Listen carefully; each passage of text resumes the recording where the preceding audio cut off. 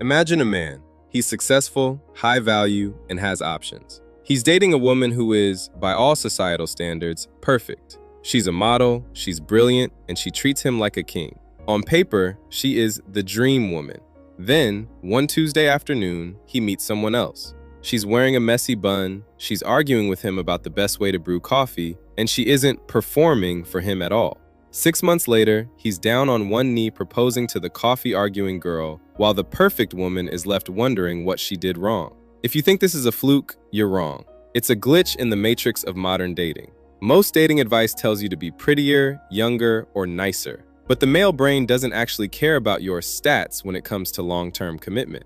Today, I'm pulling back the curtain on the black box of male psychology. I'm going to show you the 3 unconscious biological triggers that force a man's brain to stop looking at other women and realize this is the one.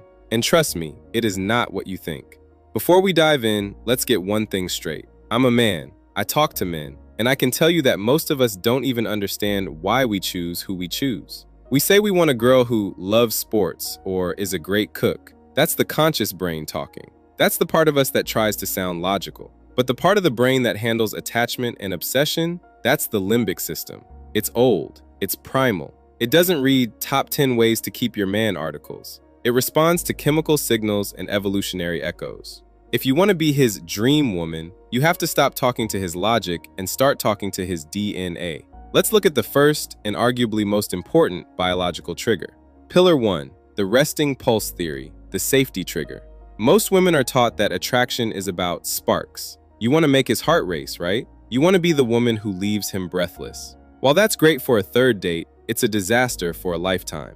Here's the secret. Men live in a world of constant performance. From the moment we wake up, our brains are bathed in cortisol, the stress hormone. We are competing at work, competing in social hierarchies, and constantly on guard. When a man is looking for a dream woman, his brain is scanning for one specific thing, the amygdala switch. The amygdala is the fear center of the brain. It's always looking for threats. For most men, dating feels like an interview or a test. But when he meets a woman whose presence actually shuts off that fear center, his brain creates an immediate drug-like association with her. We call this non-reactive grace. Think about it. If he has a bad day at the office and comes home to a woman who is anxious, demanding, or highly reactive, his cortisol levels stay peaked. His brain labels that environment as stressful. But if he comes home to a woman who is a safe harbor, someone who stays calm when he's stressed and doesn't take his moods personally, his brain releases a massive hit of GABA and serotonin. Ladies, I'll be honest, we aren't looking for the girl who makes our heart race at 100 miles per hour. We're looking for the girl who makes our heart slow down to a resting 60.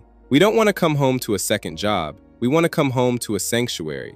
If you can be the person who doesn't leak anxiety into the room, you become a biological necessity. He literally feels like he can't breathe as well when you aren't there. That is the first step toward becoming the one. Pillar 2, the hero's mirror, the identity trigger. Now let's talk about the second trigger. This is where most women get it backwards. You've probably heard of the hero instinct. Usually people explain it as, let him open the jar, or ask him to fix the sink. That's the cardboard version of the truth. The real biological trigger is what I call the hero's mirror. See, a man doesn't choose a woman based solely on who she is. He chooses her based on the version of himself he sees when he's with her. If a man is with a woman who constantly points out his flaws, corrects his stories in public, or tries to improve him like a DIY home renovation project, he feels small. His brain registers her as a critic, and nobody, I repeat, nobody marries their critic. The dream woman acts as a mirror that reflects his highest potential competence. When a woman provides genuine, specific validation for a man's masculine contribution, his brain releases vasopressin. This is the hormone responsible for territorial guarding and long-term pair bonding. In nature, a male animal stays with the mate he feels he can best protect and provide for. If you make him feel like he is winning at being a man when he is around you, he will become addicted to your presence. Stop giving him general compliments like, "You're so nice." That's boring. Use specific praise. Next time he handles a difficult situation, tell him, "I love the way you handled that. It made me feel so secure." When you say that, you aren't just being nice. You are hitting a biological bullseye. You are telling his brain, You are a successful provider-protector in this environment. His brain then maps you as the source of his own confidence. He won't just love you, he'll feel like he needs you to be his best self. But here is the catch. You can be peaceful and you can be validating, but if you miss this third pillar, you'll end up in the friend zone, or worse, the taken for granted zone. The third trigger is the one that separates the nice girls from the dream women. It's the reason why men stay obsessed for decades instead of months. It involves a specific biological paradox called the scarcity of soul. And if you've ever felt like a man was pulling away just as things were getting good, you probably missed this one signal. Pillar 3, the scarcity of soul, the rare trait.